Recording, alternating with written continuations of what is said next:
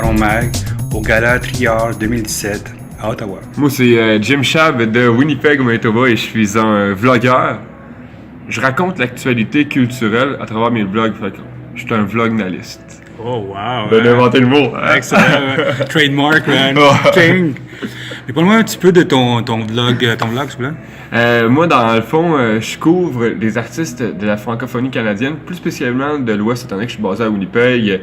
J'aime bien suivre les Pontex, les Charles Jobin, les Justin Lacroix, Kelly Vado. Fait que je les suis un petit peu dans leur quotidien. OK. Comme, par exemple, j'étais avec Karima de l'Alberta, puis je l'ai suivi. Je fais juste suivre l'action dans mes vlogs. Elle, c'est une Karima qui sort de la voix, c'est rendu jusqu'au quart de finale, là, la voix. Okay. Ça s'en va d'ailleurs aux grandes finales ce dimanche là, de la voix. Puis elle, je l'ai suivie parce que c'est une grande fan de textile. On est rentré dans une affaire de textile, puis elle disait « Hey, moi je suis en mesure de faire mes robes ». Donc là, on essayait un petit peu tout. Fait que c'était un peu suivre la passion des artistes. Tout ce que j'ai, c'est une caméra puis un monopode. Oui, ça je vois, c'est vraiment très simple. C'est un basic au bout. Hein? Puis le montage est publié instantanément là, sur ma page Facebook Talk.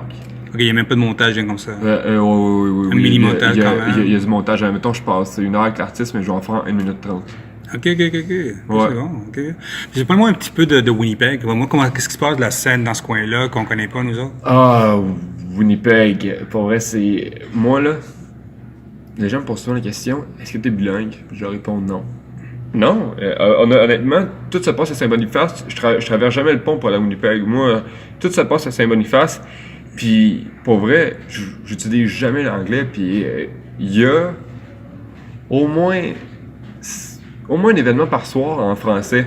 Okay. Mais des shows de Justin Lacroix, des shows de Jocelyne Baribeau, des shows des bons artistes, là, vous les entendez pas parce que ça leur coûte c'est trop dispendieux pour eux là, de venir ici en billet d'avion, mais il y a tellement de bonne musique, c'est pour ça que moi je reste là, c'est pour ça que moi je reste dans l'Ouest canadien, parce que c'est une communauté qui est tellement tissée serrée, on se tend la main, on s'entraide. OK. Mais parlons un peu plus, disons côté musical, OK. Comment les artistes font pour vivre là-bas, survivre là-bas? Tu sais, est-ce qu'ils font pour tourner ou ils restent dans ce coin-là? Comment ils font pour vivre de leur musique? Comment ils font pour vivre de leur musique? Toi qui les suis dans leur passion, tout ça? Il faut qu'ils voyagent. Ils font des shows en Saskatchewan, en Alberta, puis ils font la tournée de l'Ouest canadien un petit peu. Dans leurs shows, il y en a aussi qui s'exportent, comme Justin Lacroix qui est allé en résidence à Avignon l'année passée. C'était le seul Canadien.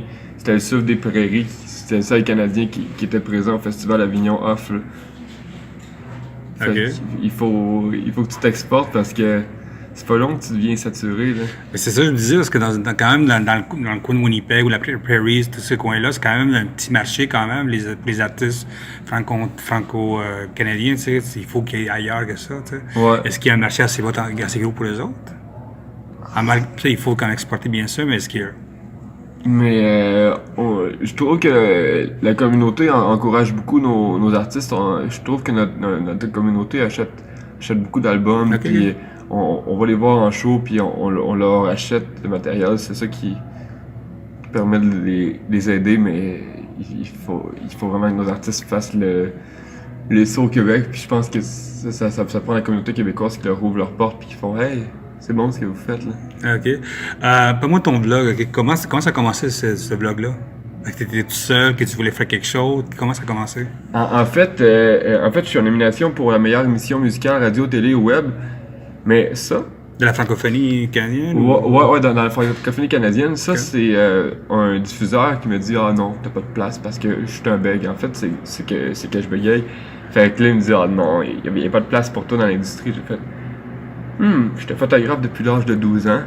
Donc, j'ai pris mes 3 caméras que j'avais. Okay. J'ai mis ça sur 3 trépieds. J'ai sorti un micro. Puis j'ai appelé la première artiste que j'ai appelée. À l'époque, j'habitais à Campus Racing dans le nord d'Ontario. La première artiste, c'est Céleste Lévy. Elle sortait de la voix. Elle était sur tout le monde parlait que de Céleste dans le nord d'Ontario. Fait que je l'ai appelée. J'ai pris l'initiative de l'appeler. C'est ça que dans la vie, il faut souvent que vous preniez l'initiative. Fait que c'est ça que j'ai fait. J'ai pris l'initiative. Puis là, je me suis dit, pour devenir un meilleur intervieweur, il faut que j'en fasse. Fait que je me suis lancé l'ambitieux projet de faire 52 épisodes en 52 semaines. OK. Puis ça a fait que j'ai eu un poste à Winnipeg. Puis ça m'a amené dans 5 différents projets, 5 différentes provinces avec cette web série-là, Jim Shab sur la route. OK. Puis depuis quand ça existe? Ça a commencé, les 52 épisodes en 52 semaines, ça a commencé en juillet 2015, ça s'est terminé en avril 2016. OK. Ouais.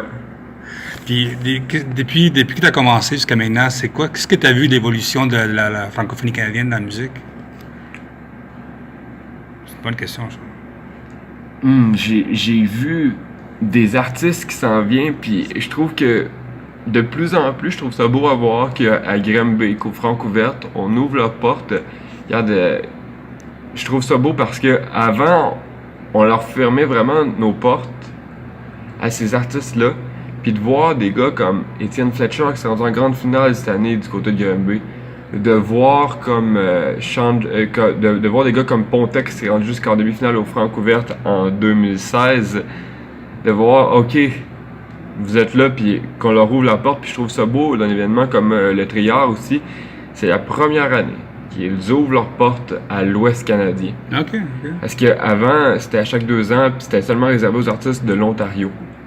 Puis cette année, on s'est dit, OK, on va accepter les gens de l'Ontario et aussi ceux de l'Ouest. Tout. On va faire une symbiose ensemble.